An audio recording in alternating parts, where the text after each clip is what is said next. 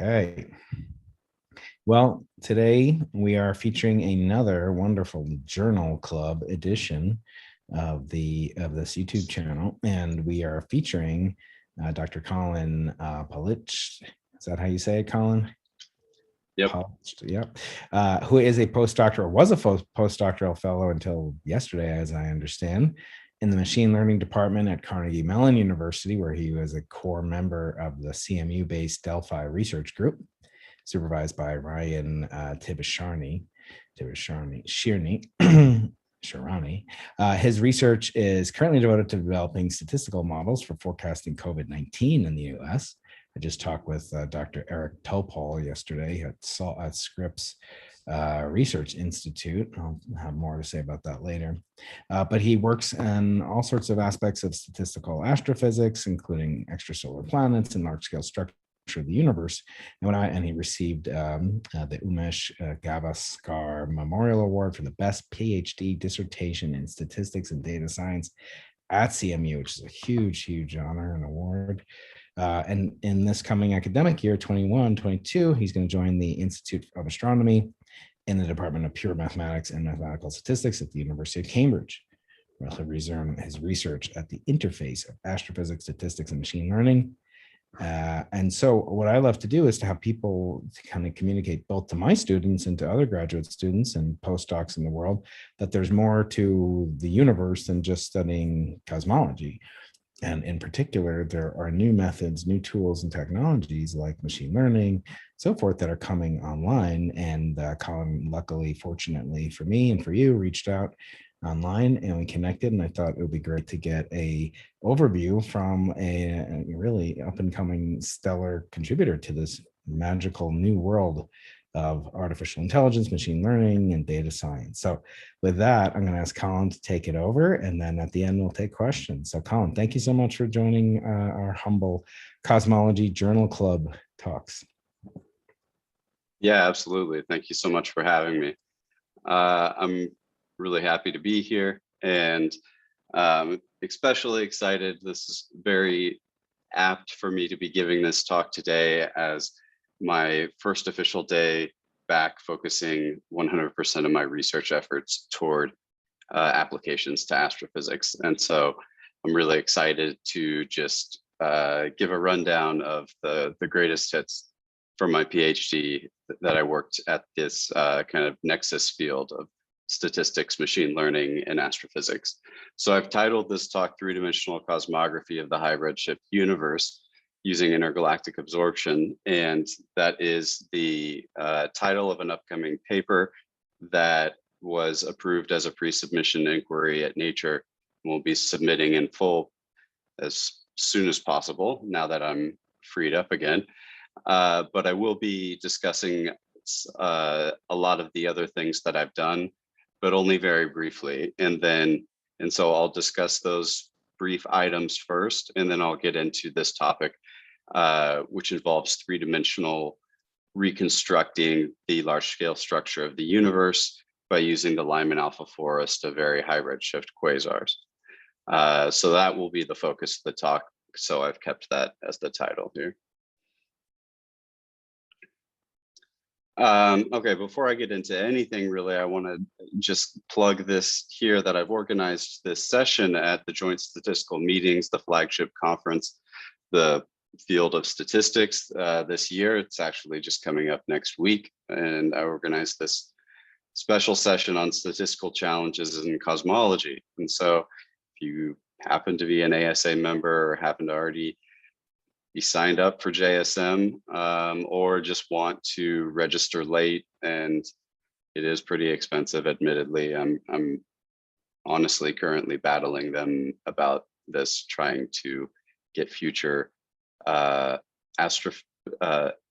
registration fees for astrophysicists to be free, to be completely waived in the future. Would love that. We'll see if I can get them to budge. But anyway, this current year, I've organized this session in which I'll be speaking on the work that I'm speaking about today, as well as several other statistician cosmologists, statisticians from ICL, Max Ottenreith and Marcus Rao, also from CMU's postdoc at CMU, and then Yin Lee from the Flatiron CCA. And so that should be a lot of fun. Then we have Jessie Chajewski K, was one of my PhD thesis advisors, and she's one of the leading experts in the growing field of astrostatistics and astroinformatics. And then Chad Schaefer, same goes for him, and he's also at CMU. And this is not the only session at the interface of astrophysics and statistics machine learning. This year, a record total of 7 astrostatistics sessions were approved. So that's pretty exciting. So many reasons to consider attending next week. So first, I'll just give you a brief overview of my PhD thesis work, not in much detail at all, just the general topics that I worked on, some of the applications in astrophysics. I worked on exoplanets, specifically modeling base voltage transit light curves with some higher order change point detection methods in order to be able to automatically detect the onset and the end of transit events, as well as the depth and all of the statistical uncertainties. Eclipsing binary stars, doing something very similar there. It's a very similar astrophysical phenomenon. So the statistical analysis is pretty analogous. General spectroscopic denoising analyses, and so things like for spectroscopic classification and redshift estimation, being able to efficiently generate spectral templates for all the various object classes observationally from actual observational data using this particular denoiser that I'll talk more about here in a little bit. And then denoising the observational spectra so that you can use that denoised spectrum in order to non-parametrically, I'll explain that word in a sec, estimate various emission line parameters. I won't get into any specifics about the emission line parameters. Non-parametric. My statistical collaborators and I are very, very much invested in this idea of approaching problems non-parametrically. The kind of analog or the synonym astrophysicists use model independent as a sort of synonym for non-parametric. And I've learned to kind of let that slide, but it's not quite right. It's not model independent. Non-parametric is really just with as few, you're approaching the problem with as few assumptions as possible. Worked a little bit on supernovae light curves, similar to the spectroscopic template generation from observational data, light curve template generation from observational data, and then estimation of observational parameters like the maximum light, the time of the maximum, and the decline rate. Some data reduction and compression. We could all use some compression in these massive astronomical surveys that are collecting one-dimensional data sets. And all of these first 5 that I've mentioned are detailed in these 2 papers that we put out at the beginning of last year in monthly notices of the Royal Astronomical Society. These are them. I will provide links somewhere, or Brian can post links in the YouTube description.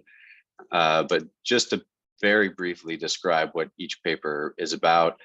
The first one, this is just the very first introduction of this statistical tool called trend filtering into the astronomical literature. It's a state-of-the-art statistical tool. It's not something that's been picked up in astronomy yet. And so this was the intention, the motivation for the work, is to bring it to astronomy. So in the first paper, I introduced trend filtering. It's a Ryan Tibshirani 2014 Annals of Statistics paper into the astronomical literature. Ryan was actually, as Brian mentioned, my postdoc supervisor at CMU. All of this just happened to precede this. A lot of my works just happened to be based on a lot of his work and his work from his own PhD. And then we decided to do a postdoc together. So the punchline of the first paper is that trend filtering is superior to all classical statistical methods for one-dimensional denoising one-dimensional data sets when the underlying signal has varying degrees of smoothness. And so that's intentionally, there are many ways in which you can formally define smoothness. And so this is intentionally vague, that I'm just saying varying degrees of smoothness, but you can see this paper for some more mathematical rigor on what exactly we call smoothness. And so when I say classical methods, these probably include pretty much everything that you use or have used for denoising one-dimensional data sets. They include splines, they include Gaussian process regression, moving averages, kernels, local polynomial regression, and many, many others. In the second trend filtering paper, this is mainly focused on applications, just a bunch of examples on all the potential applications, just to convey the sheer ubiquity of trend filtering's utility to observational astronomy. And so, as I mentioned earlier, when I described my thesis work, we go through some exoplanet examples, eclipsing binaries, some general spectroscopic denoising, supernovae, and data reduction and compression. So just to illustrate here on the right, what I'm showing you is the various forms that a trend filtering estimate can take. A trend filtering estimator is a piecewise polynomial with smoothness constraints enforced at the knots, at all of the places where the piecewise polynomials join. The piecewise polynomials can take any order. And so at the top here, I'm showing you constant trend filtering, piecewise constant. And then at the bottom, this rug, this is what we call it in statistics. These tick marks show you where the adaptively chosen knots lie. And so that's one of the nice benefits of trend filtering, is it provides this sort of intuition as to where there are change points in the signal that you're analyzing. Linear trend filtering, quadratic, cubic. Generally, we just advise, if you think that the signal is smooth, then use quadratic. There's really not much of a difference between quadratic and cubic trend filtering.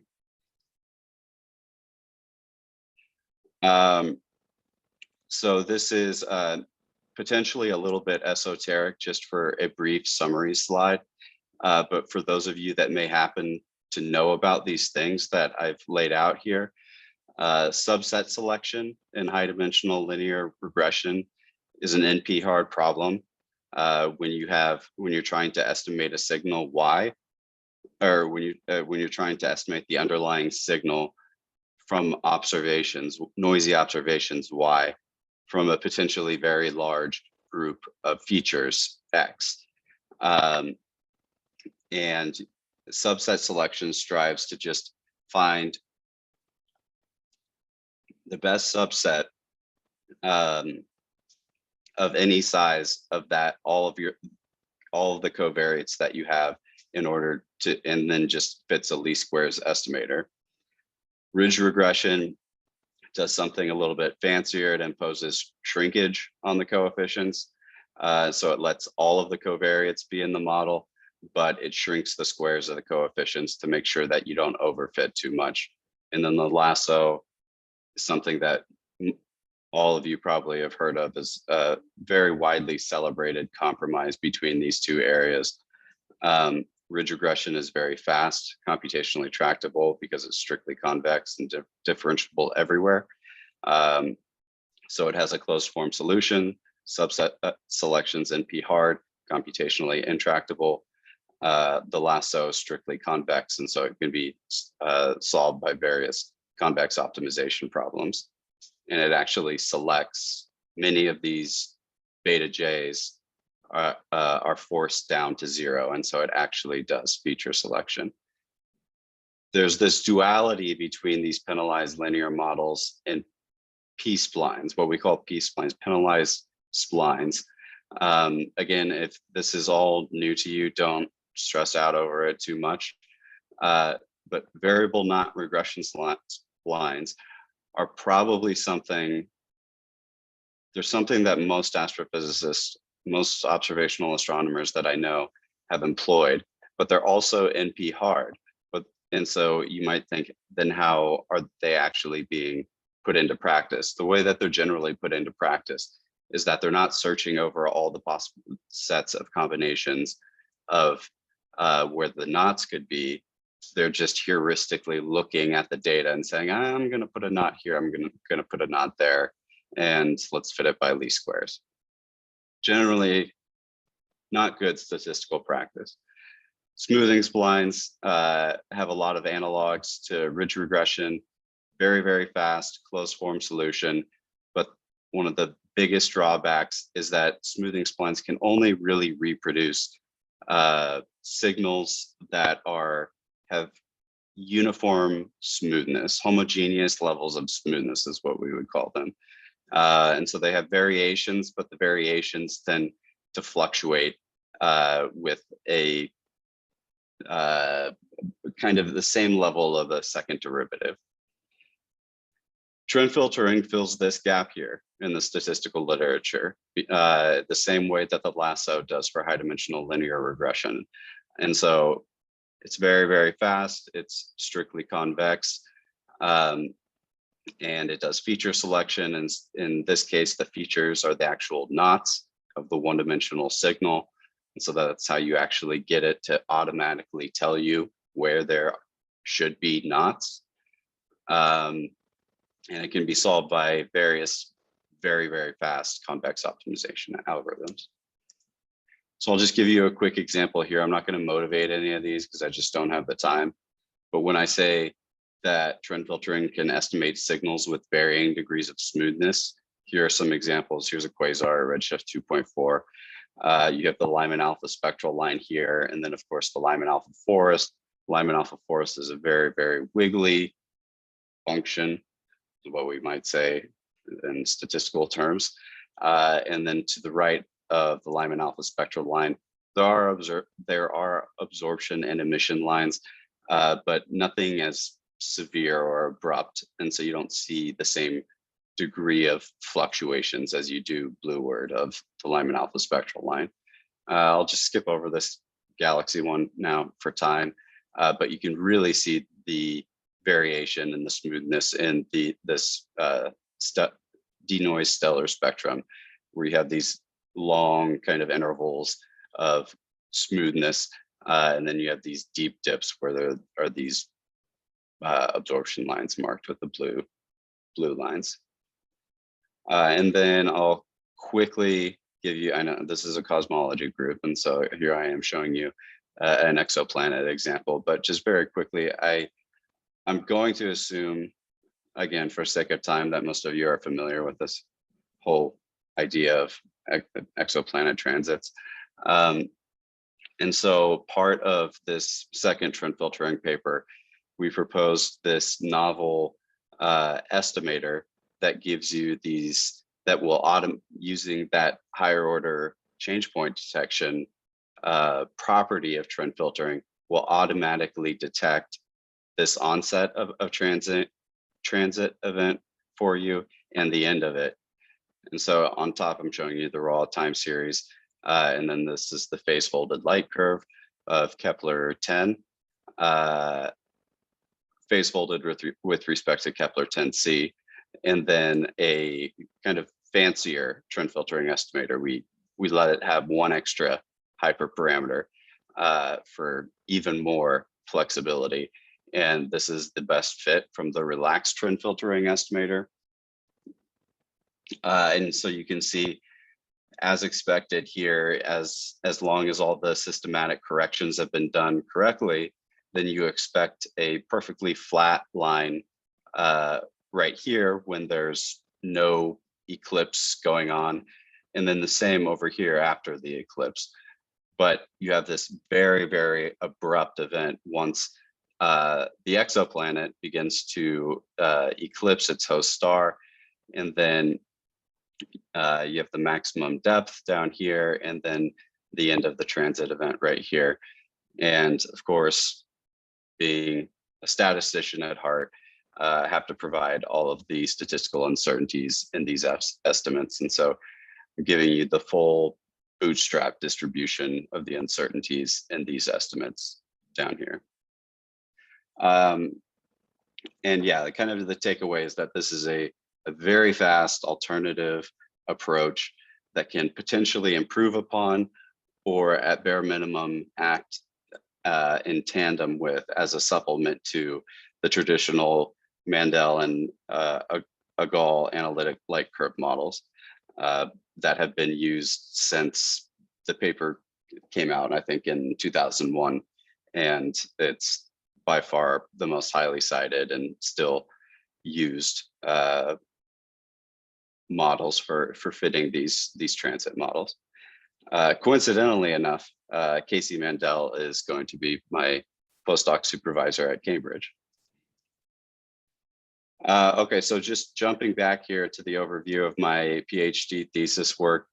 So I very briefly touched on all of these things that were in those two MNRAS papers, but what the main subject of the focus of this talk is going to be mapping the intergalactic medium via the Lyman alpha forest. I'll talk a little bit about non-parametric estimation of the unabsorbed quasar continuum radiation, and then one-dimensionally reconstructing Lyman alpha absorption fields from there along the quasar, along each individual quasar observer line of sight.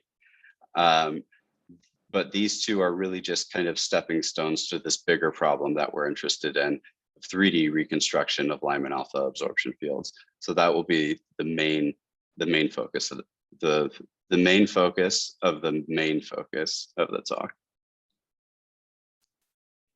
Okay, now I'll jump over here to this second set of slides. I might speed up or skip at various points just to make sure that I don't go over time. These are my collaborators, formerly my PhD advisors, Larry Wasserman, Jesse Just, EK, and Rupert Croft. I had a very interdisciplinary PhD. I was very fortunate to work with these wonderful, brilliant people, superstars in all their own fields. Larry's in statistics and machine learning. Jesse is very similar to me in that she works almost exclusively on astrostatistics problems, and Rupert's a cosmologist. Okay, so I've structured the rest of this talk into these three parts. And so first I'll start by discussing the Lyman alpha forest, probably move pretty quickly here because I'm certain that everybody tuning in live knows pretty much everything that I'll say about the background and the Sloan Digital Sky Survey. But I decided to still keep it in for the sake of, I'm sure there will be viewers on the YouTube channel that will appreciate a little bit of background on these topics. And then right up front, I'll finish the introduction section with a summary of the work and a high-level summary of the results. And then I'll talk about a little bit about one-dimensional mapping the intergalactic medium. As I said, a necessary stepping stone to this grander problem of reconstructing three-dimensional large-scale structure maps via the Lyman alpha forest. And then hopefully, given time, I'll spend the majority of my time in this third section here. Okay, so the Sloan Digital Sky Survey is something that I'm sure you're all very familiar with. A recently completed, approximately 20-year survey, unprecedented, most prolific galaxy survey to date. And I'm showing you the three-dimensional kind of the catalog of all the galaxies and quasars that the Sloan Digital Sky Survey has collected over these 20 years.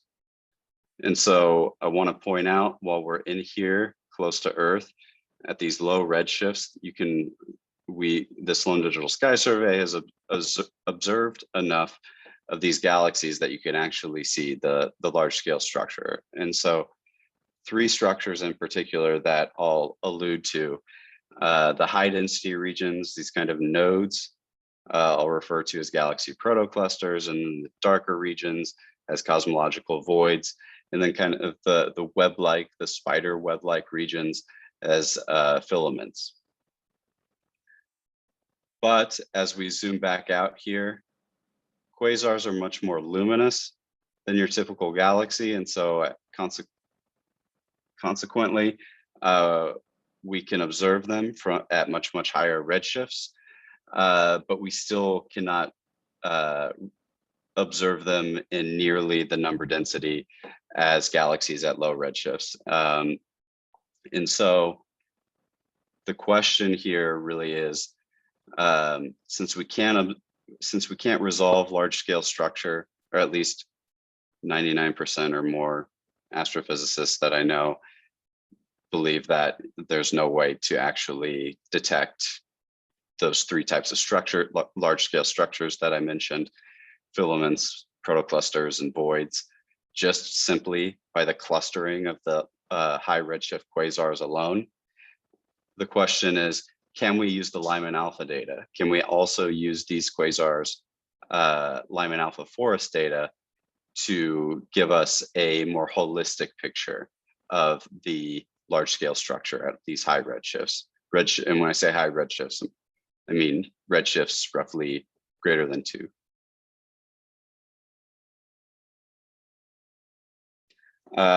Okay, so another definition that's trivial for everybody tuning in live. The intergalactic medium is the highly diffuse gaseous medium that pervades the volume of intergalactic space and contains the majority of the baryons in the universe. So on the left here, as I just showed you, as collected by the Sloan Digital Sky Survey, we have this point process of galaxies, and then the rest of the matter in the universe, we have the baryons in the intergalactic medium or the circumgalactic medium. And then we also, of course, have the dark matter. This is a simulation, a small, very small cubic simulation run by Ren-Yu Chen and Jeremiah Ostreicher at Princeton. Again, something trivial, absorption spectroscopy. Briefly defining it as a set of spectroscopic techniques that measure the absorption of light as a function of wavelength due to its interaction with a medium. In this case, our medium is the intergalactic medium. And so the way that we actually indirectly observe the intergalactic medium is via this Lyman alpha forest, which is, I'll show you a picture here. Looking up in the sky, we have this very, very faint dot. A priori, we don't know what it is. We zoom in, and that's just a zoomed in version here. But when we gather a spectrum, we can look at that. Any astronomer worth their salt will be able to tell you that that's a quasar. And then lining up absorption lines or doing something fancier, you can infer that that's a quasar at redshift 2.39. The Lyman alpha spectral line is this very, very high peak right here in blue word to the left. The Lyman alpha spectral line, we have the Lyman alpha forest, the series of absorptions that occur over a series of wavelengths because of the expansion of the universe and the constant redshifting. And these absorptions in particular are marking the presence of diffused intergalactic neutral hydrogen gas in intergalactic space. This is just a simulated spectrum. I think I've said everything I need to say. I don't need to spend any more time there. And then we'll give a quick look at this process happening in real time, just because I really love this video. So we have a high redshift quasar here. We have photons leaving it, going to the right here toward Earth. The intergalactic medium shown as this kind of, it's a continuous medium, but it's shown as just kind of this patchy, cloudy medium here. And we have the continuum of the quasar. So the spectrum, when the light first left the quasar, there's all kinds of things going on here, but the main thing to pay attention to, as I've said repeatedly, is the Lyman alpha spectral line here. And so at Lyman alpha, as we're passing through intergalactic space, we see these absorptions as the photons traverse these intergalactic clouds is a deprecated term, but that's what they look like here. So I'll just say clouds. And the denser the denser the cloud that you're traveling to, the more severe absorption you get in the Lyman alpha forest. So statistically, you might already be able to telegraph that the problem here is going to be to invert these absorptions along the one-dimensional line of sight into what's called a Lyman alpha absorption field, which then in turn can be used to as a sort of proxy for the hydrogen density in the intergalactic medium. And because of gravitational tracing, it can be used as a very good proxy of the total matter density distribution. Okay, so the Barian Oscillation Spectroscopic Survey was a sub-survey operating within SDSS. And so again, I'm just showing you a two-dimensional cross-section of the catalog of boss galaxies, boss quasars that were observed. And our main focus will be on these quasars at redshift 2, because they can actually be observed by the SDSS ground-based spectrograph. And what we're interested in reconstructing is this intergalactic medium here, this higher redshift, younger time in our universe when everything was much more diffuse and hadn't yet collapsed into galaxies as much. And based on our statistical analysis, we found that approximately 160,000 quasar spectra, Lyman alpha quasar spectra, were usable for this full analysis and the reconstruction of the three-dimensional map. So here, as promised, is just a very high-level summary of the work. I'm showing you another cross-section here along the celestial equator of all the Lyman alpha quasars within plus or minus like half a degree, and then the one-dimensional lines of sight that give you neutral hydrogen density information along that line of sight, but then everything right around 1.95 or so is washed out by Earth's atmosphere, and so that's why everything stops right there. So the first step is to infer the relative density of the IGM along each of these one-dimensional quasar sight lines. So each of the 160,000 usable spectra provided by SDSS. Second step is to pool the sight lines together and reconstruct a full three-dimensional large-scale structure map. Third step is to quantify, be a statistician, and quantify the total statistical uncertainty in the full three-dimensional map. And the fourth step, at least for our work, kind of our first order science that we've done, is to use this, not just this point estimate map, what we call it, the reconstruction itself, but also this uncertainty quantification framework to identify statistically significant candidates for structures like galaxy protoclusters and cosmic voids. Okay, so now I'll give you a high-level summary of the results. The punchline here is that we've created the largest volume, large-scale structure map of the universe to date. I'll give you kind of the logistics here. First of all, these pictures, I'm showing you again a two-dimensional cross-section, Earth-centric, of the total matter distribution, matter density distribution of the relatively local universe as mapped by SDSS galaxies, and then also this three-dimensional map using the Lyman alpha forest that we've made. And then on the left here, I'm showing you just a cubic cutout, 400 megaparsecs over little h on a side. And this accounts for approximately 0.1% of the total volume of the map. In total, the map is 47 cubic gigaparsecs over little h cubed, which corresponds to 154 cubic gigaparsecs when you assume H naught based on the Planck CMB data. As far as sky coverage, it covers approximately 25% of the sky. It spans the redshift range 1.98 to 3.15. And using the uncertainty quantification, we've been able to pick out, compile these catalogs of approximately 180,000 statistically high significance candidates for galaxy protoclusters and cosmological voids via the very significant overdensities and underdensities in the map. Altogether, this was insanely computationally expensive, at least from my perspective. It took pretty, I worked on this for like all of my PhD. It took a very long time. The main thing being that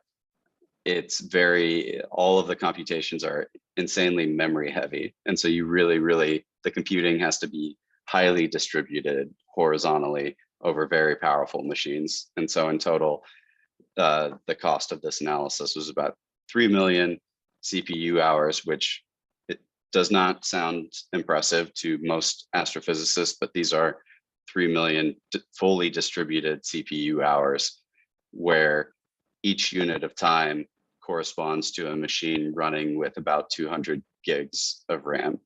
And so it is something that is very certainly non-trivial. I'll show you one more quick snapshot of the map here to show you the sky coverage. These are basically represents the footprint that SDSS targeted. This big region in the northern galactic cap, and then a region approximately 1/3 the size in the southern galactic cap.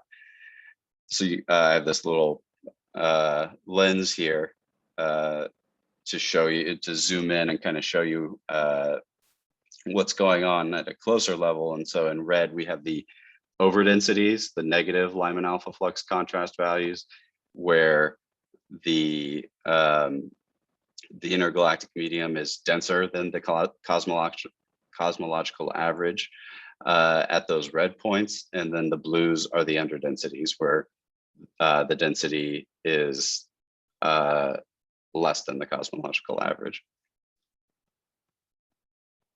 Okay, so this is getting into the second section now, and I'm just quickly checking time again.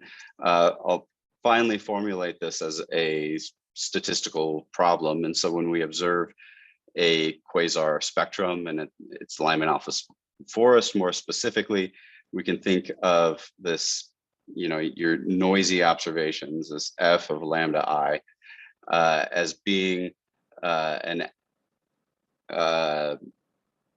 this underlying signal plus some noisy component, and then we can factor this signal into a continuum, and then an absorption component which we call the transmitted flux or the flux transmission, and then we can further factor the flux transmission into the average flux transmission over the full sky at every given redshift, and then this term over here, the delta F, we call delta fluctuations, will tell you the relative fluctuations about zero at each given redshifts. And so that gives you this zero mean response variable that we want to map, where negative values that have been mapped are inferred underdensities, and negative values are inferred overdensities. Sorry, I mix this up sometimes. And then positive values are inferred underdensities. Okay, and so in the trend filtering papers that I alluded to before, this is just the formal definition of Lyman alpha flux contrast. It's kind of this fractional flux transmission quantity. And in the trend filtering papers that I alluded to before, we proposed this novel estimator where F naught hat here is the trend filtering denoised estimate of the Lyman alpha forest, and then M hat is this product here. And I'll just kind of hand wave that. We showed that has very good properties. It's a good estimator, and it gives good coverage with the uncertainty quantification that we paired with it. And then I'll just refer you to the paper for additional details. So I'm showing you an example spectrum here. This is a simulated example, and this is the basic idea. In orange is the trend filtering estimate, optimized based on some statistical method that has been around for a while and works really well in this setting. And then this blue curve here serves as our kind of proxy estimate of the quasar continuum. It's obviously not the quasar continuum, because the quasar continuum would be up here as kind of a smooth maximum. We find it much easier to instead estimate a smooth mean. And so that's this product here. Continuum is C of Z. And then this is the average flux transmission, which moves the continuum down into the middle of the forest. And so you can estimate this product directly instead of trying to estimate these two things separately. And then this defining our estimator, as I showed over here, this is just the point estimate given by this quantity over here. Seems to track very well. Trend filtering just being, again, this Tibshirani 2014 paper, and then our two papers from last year. But again, being very statistical, the question, I don't know what your general procedure is, if I should respond to questions in the chat in real time. Oh, we don't really have a general procedure. It's up to you. Okay, what is the highest redshift in your data sample? Z2 to Z. The highest redshift quasars that will provide useful information in the mapped interval that we've chosen, which is 1.98 to 3.15. The most distant quasars are somewhere around like redshift 4. Because they provide foreground information.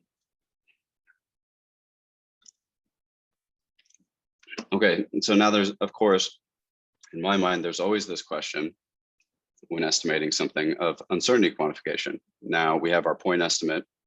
Now we want our confidence bands, our confidence envelope around it, standard errors, however you want to call it. So the procedure that we propose for getting these confidence bands for this Lyman alpha forest estimator it's called a parametric bootstrap. Parametric because it's parametric in the error distribution, and so the error distribution employed by SDSS, and I'm usually a very skeptical statistician, but it tracks pretty well, assuming that these errors are normal with some known estimates of the zero mean, with some known estimates of the variance provided by taking multiple exposures of these quasars.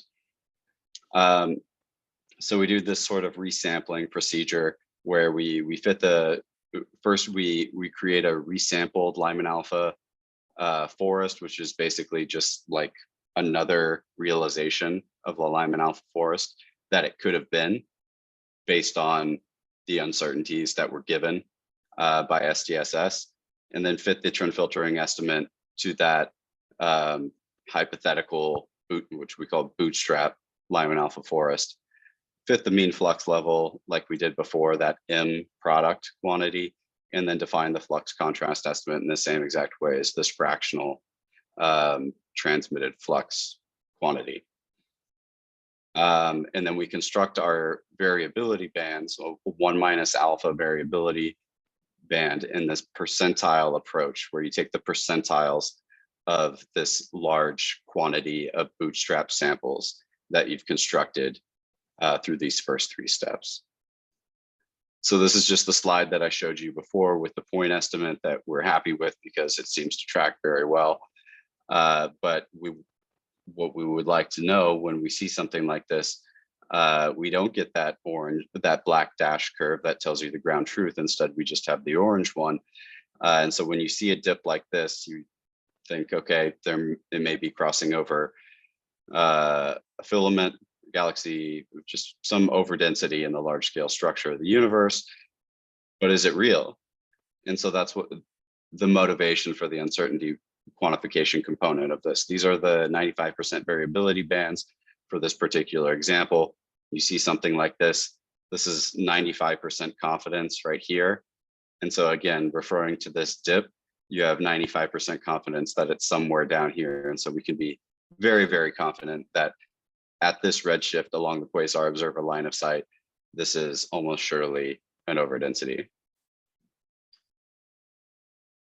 Okay, finally getting to this last part, the three-dimensional mapping.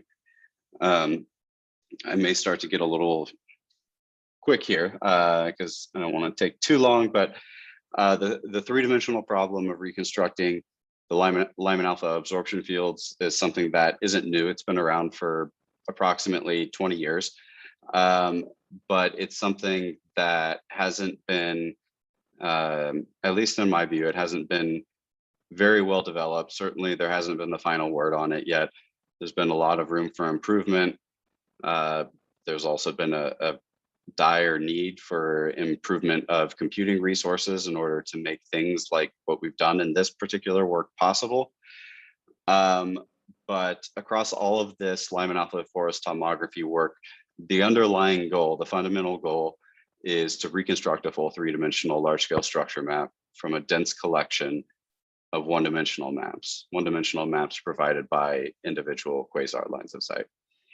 So I'm showing you some real SDSS data here of quasar lines of sight.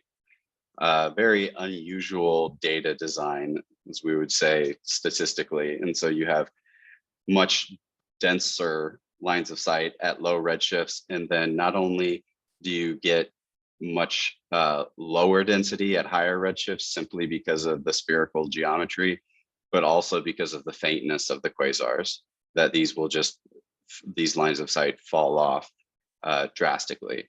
And so I'm showing you the mean transverse line of separation. The mean is comparable to the mean angular separation of these quasar lines of sight here on the right. And you see this design heterogeneity, and it's very severe. And so at low redshifts, we get this much closer mean transverse separation, and then it really starts to trail off as you get to the higher redshifts.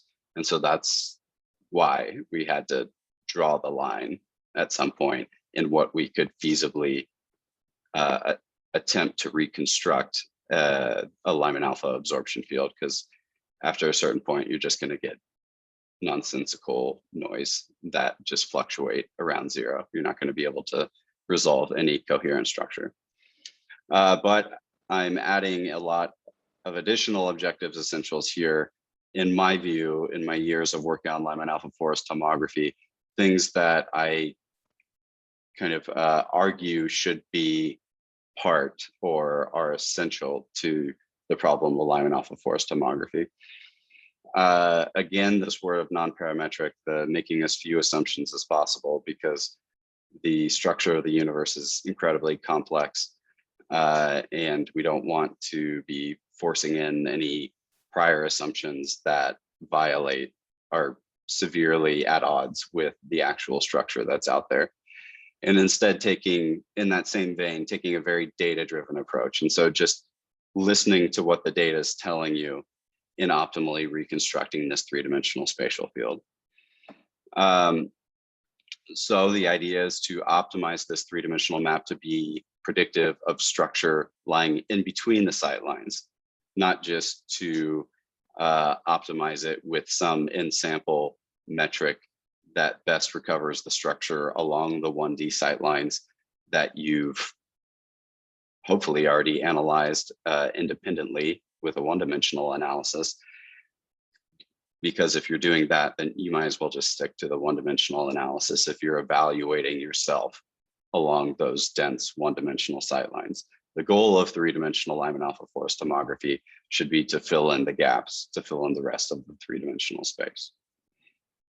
Okay, so multi-resolution, the universe has structure at various fields, and so too should our spatial statistical models. I could say more, but again, I'll leave it at that. Uncertainty quantification, continue to track all statistical uncertainties that propagate into the reconstructed three-dimensional map. Computationally and efficiency and scalability. This is something that I've already alluded to that's been a huge barrier for a very long time to reconstruct a three-dimensional map of this magnitude. Spatial statistics, spatial modeling in general, and especially the higher dimension that you get to is an incredibly expensive endeavor. And again, data of this size, volume of this size, this is all very computationally intensive. And so even though we have more powerful supercomputers now, we still have to make a lot of computational considerations. So some extra, somewhat clever distributed computing approaches, enforcing sparsity as much as possible in the matrices, in the linear systems that we're solving in order to get these reconstructions and the bootstrap reconstructions so that this can actually finish within the duration of somebody's PhD, like my own, instead of just taking many lifetimes. Okay, so I tried many different spatial models for this particular project throughout my PhD, and you can see my thesis if you're really interested in all the ones that I tried. But I'll just tell you that this multi-resolution spatial kernel ridge regression, as we call it, is the one that we ultimately settled on. And it's defined concisely by this cost functional here. So this cost functional balances these two terms where you have a weighted sum of squared errors here, where the delta F hats are your one-dimensional maps that you've already constructed via section 2. V is your spatial regression matrix, multi-resolution, contains all these multi-resolution, compactly supported radial basis functions. And then beta is your vector of coefficients for those radial basis functions. W is a weighting matrix that serves the typical purpose of down weighting with respect to inverse uncertainties. But there's an extra little ingredient in there as far as down weighting with respect to the variation of small scale structure. When I say small scale structure, I mean structures that cannot feasibly be hoped to be reconstructed in the Lyman alpha absorption field based on the line of sight density that we currently have. And so we put some extra effort toward that to down weighting the stuff that we don't want to penalize ourselves with respect to the stuff that we simply can't hope to map.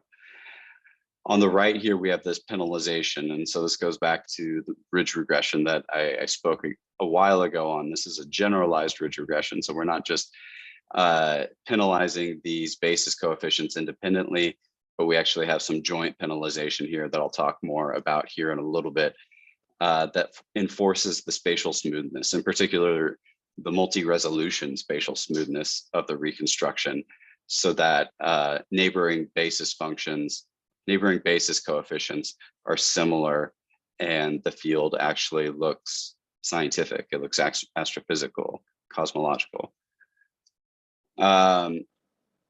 Once you've solved this problem, which I'm going to tell you how we did in a minute, but given that you've solved this problem and you've minimized this cost functional over all the beta coefficients over a large number of radial basis functions, then you just simply take these basis coefficients and plug them into this multi-resolution basis expansion. And that's your reconstructed massive 154 cubic gigaparsec, excuse me, three-dimensional map. So I'm just briefly showing you the radial basis functions that we used here. This is a one-dimensional analog of these Wendland polynomials, three-level basis here. I'm showing you a two-dimensional example here, how they're organized. They're organized on regular grids of dyadically increasing resolution. And the contours that I'm showing you correspond to this D matrix here, the spatial smoothness that's imposed. So there's a spatial smoothness that's imposed at each level of resolution in this spatial reconstruction. And so it tells the reconstruction how smooth that component of the estimator should be at that level of, at that scale. Oh, hey, Colin, sorry to jump in here. I actually personally need to leave for a meeting in a few minutes.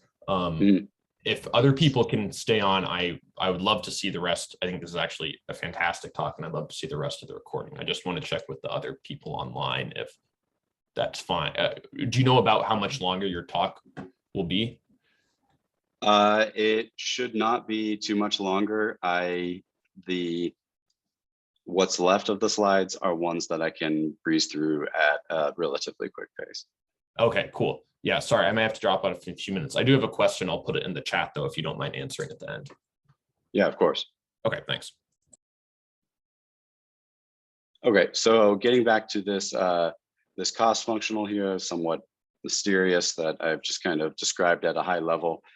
I give you some of the more details here that perhaps would probably be more of interest to the more statistical people, but it's, you know, block diagonal, treating each of these levels of resolution, optimizing them independently with a huge set of hyperparameters to, in our non-parametric, you know, fashion, make it as flexible as possible to adapt to the data and map the complex structure of the intergalactic medium. This first order fusion penalty is just what imposes the spatial smoothness that makes sure that the reconstructed field is relatively smooth. And then, yeah, I get this whole slew of hyperparameters, which is honestly much less scary than it appears when I just throw it down here. But I could describe it term by term, but I'm gonna skip over that for now. Okay, so we have this cost functional again that, as I mentioned with ridge regression, is strictly convex, differentiable everywhere. So there's a closed form solution. You just take the derivative, you know, typical Calc 1 first derivative test. Closed form solution is there.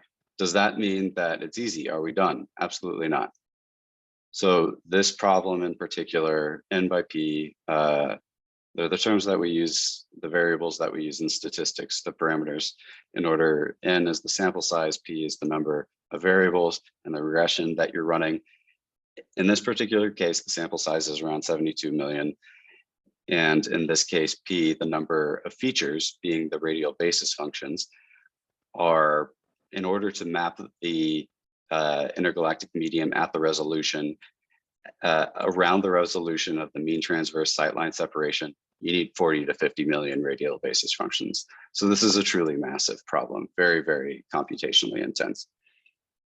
So I had to create this distributed approximation. The idea of the distributed approximation is to exploit this this very local nature of that smoothness kernel that is imposed in the penalty term, this D here, just an artifact of the ridge regression that it never actually goes to zero, but it goes very, very close. And so that's why it's a distributed approximation, not a distributed solution, but close enough that it works and it looks, you know, for our purposes, it looks great.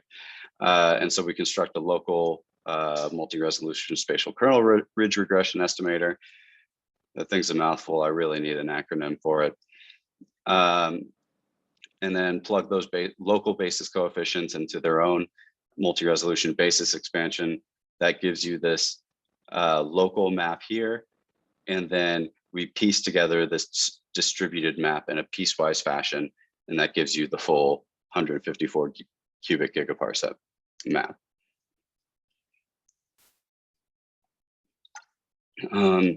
Model validation, as I mentioned, there are a very large set of hyperparameters that need to be optimized.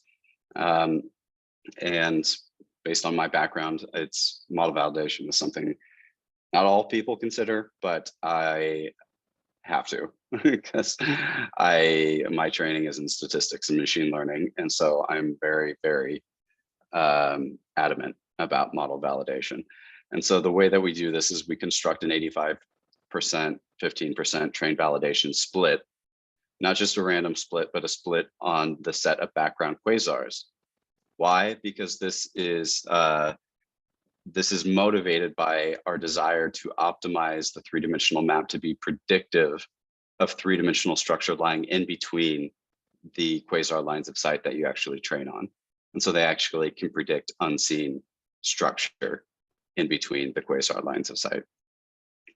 Estimating this third step here is estimate the large scale density field along each quasar line of sight in the validation set. And so you want to compare your three-dimensional reconstruction to something that's actually reasonable to compare it to, make it an apples to apples comparison. And so by this, I just really mean that you take the one-dimensional map that you made previously, which is relatively high resolution along the line of sight, and you degrade it to the resolution that the best resolution that you can hope to expect to map in 3 dimensions. And then you choose a loss function, and we choose the Kendall Tau loss function here. I really enjoy this part, but unfortunately, I'm going to skip over it. And then you take the minimizer of this Kendall Tau ranking distance, and that's your optimized set of your optimized vector of hyperparameters. And so the multi-resolution coronal ridge regression is something that inherently naturally adapts, is what we call design adaptive. And so it'll be relatively smooth when data are relatively sparse, and it'll be relatively high resolution reconstruction when you have much more dense data. That said, this design heterogeneity that I showed you before as a function of redshift is quite severe. And so we give it this extra boost of spatial adaptivity by independently optimizing the set of the vector of hyperparameters in each of these redshift bins. So altogether here is our closed form solution for our 3-dimensional reconstruction, split over 3 redshift bins, and then everything pieced together in a piecewise fashion. It's the full map. This is what I already showed you, a mall-wide projection. I think this is redshift 2.1, just a slice of the 3-dimensional map. Again, red being overdensity, blue being underdensity.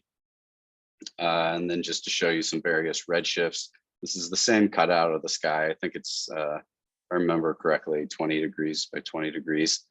And so, as I said, when data are more densely available, then we can reconstruct the intergalactic medium at higher resolution. When they're more sparse, then it's going to be a coarser resolution. And these 6 plots show just exactly that. At these lower redshifts, the top row in particular, relatively high resolution reconstruction. As you get to higher redshifts, particularly, you can see at redshift 3, we get a much, much coarser resolution as expected. Okay, so uncertainty quantification, these first 3 steps are things that I've already showed you in the one-dimensional analysis. And so again, we do each of those first 3 steps for each of the individual approximately 160,000 quasar sight lines. And so what we're doing is actually propagating forward, pushing through to make sure that we account for all the statistical uncertainties in this full 3-dimensional reconstruction pipeline. So those are the first 3 steps, and then the final step in this 3-dimensional setting is to compute the full distributed 3-dimensional model again from the pooled set of bootstrap sight lines.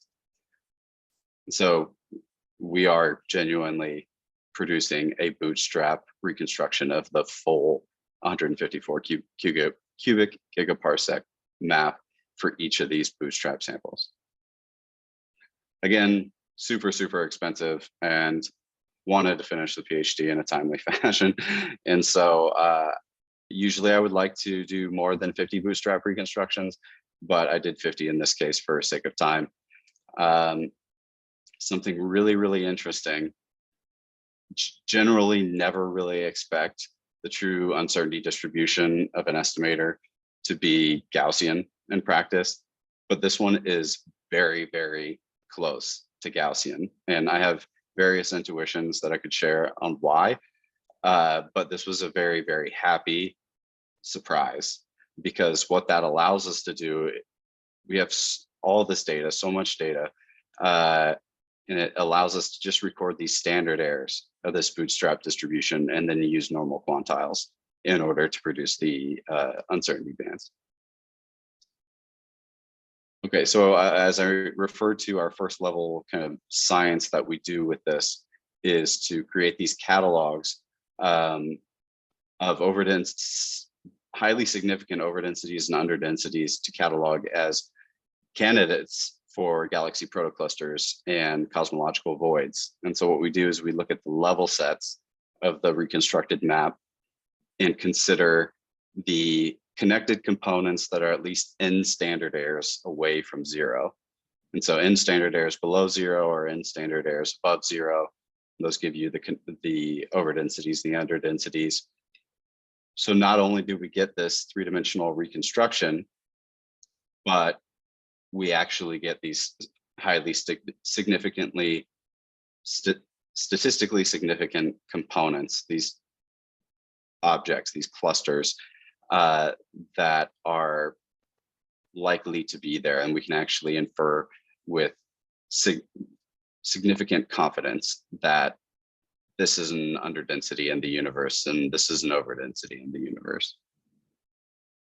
Okay, and I'm showing you just a broader picture of these overdensities and underdensities and orthographic projection of the northern galactic cap on the left, southern galactic cap on the right at redshift 2.5.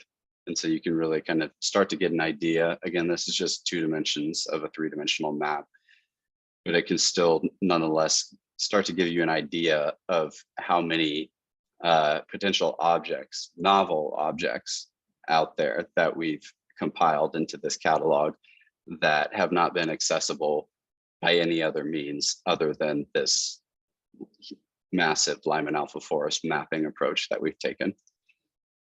Here, I'm just giving you the numbers, a census of the different of all the objects that we've compiled. Galaxy protoclusters at a 3 sigma significance level. These are the numbers all the way up to 8 sigma significance, still approximately 20,000 galaxy protoclusters and cosmological voids significant at that level. Okay, so I think this is my final slide, and this is just really about, open source science. So all of this, everything is going to be available either at this webpage or on my own personal domain, powered by the Pittsburgh supercomputer. Huge thanks to them. They've done a lot of heavy lifting in getting this massive SQL database up, which is approximately 30 terabytes of data. And it'll be queryable very quickly because it's indexed at a 1 cubic megaparsec resolution over little h cube. And then downloadable heel-pick sky maps for every 0.01 increment in redshift space between the limits of the 3-dimensional map. And I believe actually this third bullet point, all these heel-pick maps are actually already available at this domain. And here are just relevant references in particular for papers from my PhD. This first one here is the one that, now that I'm free of my COVID research, I will be working very hard to get this published, get this out there as soon as possible. The trend filtering maps, and then an extra one on Lyman alpha forest mapping, and then various related ones. And thank you again so much. Such a pleasure to be here. Always enjoy talking about this work and always enjoy getting the feedback of astrophysical audiences. And so I'm more than happy to take questions now.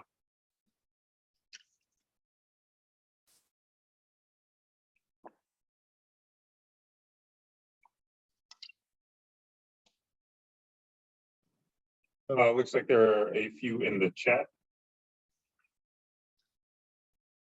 Let me maybe, I might need to share screen again based on the questions. Are CPUs with 200 gigabytes, I think that's what you said, required for this analysis, or could you have run it on CPUs with less memory and just loaded fewer quasar spectra at a time? So all of the analyses are done locally. And so there's a trade-off there between how big of a submap you actually reconstruct and how much memory you need to reconstruct it. And something that I didn't mention is that we also have to add margins to all of our submaps that we piece together in a piecewise fashion in order for the map to actually, the aggregate map to actually fit together in a seamless fashion. And so I personally found it somewhat heuristically to be most effective to attack it the way that I did. But just to illustrate, I was doing all of these submaps mostly at they were based on the number of basis functions, because that's the key number that dictates the computational complexity. But roughly speaking, astrophysically, the cubes, I was mapping them in cubes, were about 400 megaparsecs on a side. And so you can imagine if I instead decided to break it up into cubes of 25 megaparsecs on a side, I still needed like at least 150, 200 megaparsec buffer in every Cartesian direction in order for that aggregate map to finally fit together at the end of the day. And so that still would be really expensive because of all those buffer region basis functions. So it's a trade-off. Did the 85% 15% split give the best effect? Have you tried other combinations? This is just kind of based on statistical lore. Ideally, I would prefer to do something like 5-fold or 10-fold cross-validation. And so to actually iterate through all the folds that you break up the quasars into and train and then test on a fold and then train and test on another fold and iterate, 5 to 10 times, which, is the norm. But again, with computational complexity, this was something that we just had to, bite the bullet and be okay with a data split, just simply a data split where you split once, 85%, train on 85%, test on, or I should say validate on 15%, and optimize the hyperparameters that way. As far as that particular 85-15 give the best effect, that's what I mean when I say it's based on statistical lore, because well, and not really lore, it's been shown that 5-fold and 10-fold cross-validation have the best trade-off between bias and variance in the estimation of error. So 85 to 15 is right in between 5-fold and 10-fold. So that was the thinking there. Can you and have you applied this method to other spectral lines, e.g. carbon, Mg2, etc.? No. Those are certainly things that come into play, as we know, but they're pretty, their effect is much, much, much less than that of Lyman alpha. And in fact, if I were to incorporate another spectral line, I think my first attempt would probably be Lyman beta, would be to try to actually make use of Lyman beta, because there's so much information there. The struggle with that is that it's quickly overwritten by Lyman alpha redshifting over Lyman beta. But as far as like metals and stuff like that, and other elements, those are actually the things that we strive to avoid in our spectra. And so when I say usable spectra, like the 160,000 usable spectra, we've thrown out all the spectra that SDSS has flagged as likely to contain, be affected by metal absorption, because we don't want something like the presence of metals to cause a highly statistically significant overdensity, what's interpreted as a highly statistically significant overdensity in neutral hydrogen.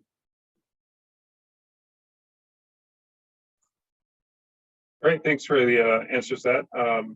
Does anyone have any other questions?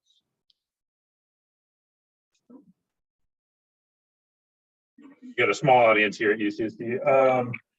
No other questions, and fantastic talk. Thank you. If Thank you.